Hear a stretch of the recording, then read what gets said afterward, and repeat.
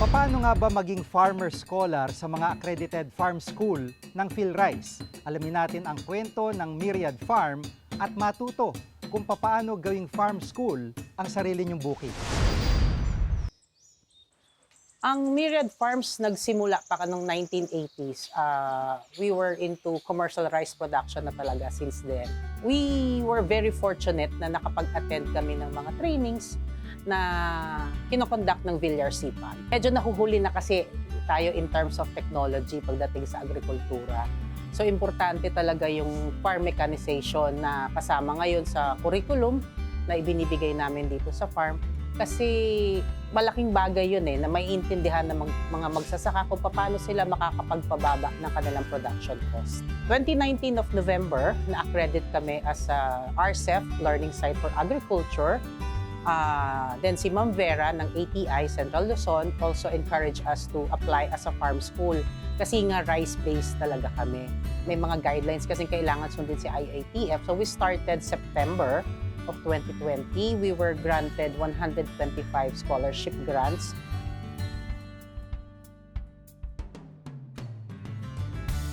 Ang gobyerno kasi marami ngayong mga binibigay na benepisyo. Kung meron, eto, punta kayo dito sa Myriad Farm, magpalista kayo para maisama kayo sa mag-aaral.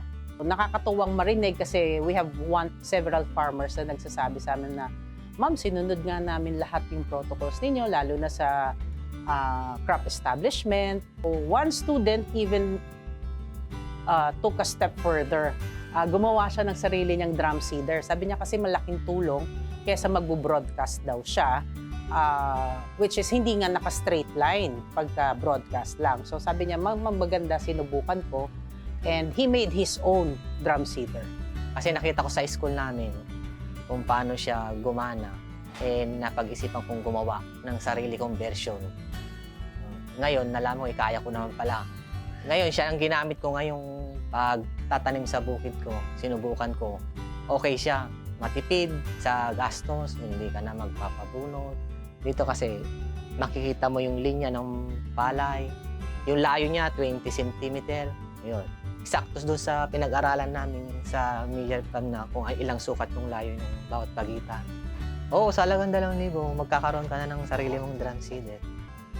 Marami tayong mga magsasaka na nangangailangan ng additional knowledge.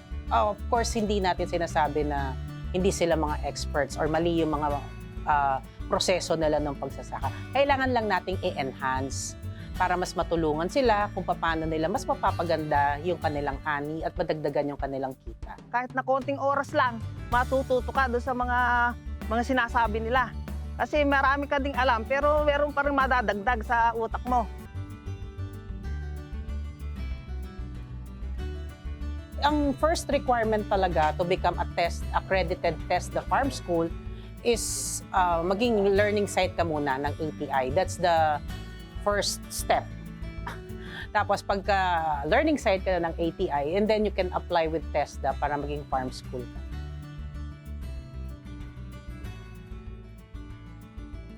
Average, one batch is about 25 students. So roughly, that's about 200 plus thousand pesos. So less expenses. Siguro clearly you would have an income of about 100 net. Isang batch of 25 students. Sa mga magsasaka, iniimbitahan namin kayo na magtanong sa inyong lokal na DA tungkol sa mga scholarship grants, mga libreng trainings na ibinibigay ng iba't ibang ahensya ng ating pamahalaan. Para makatagdag din sa inyong kaalaman, ini-encourage din namin kayo na magbuo kayo ng inyong mga Farmers Association o kaya Farmers Cooperative.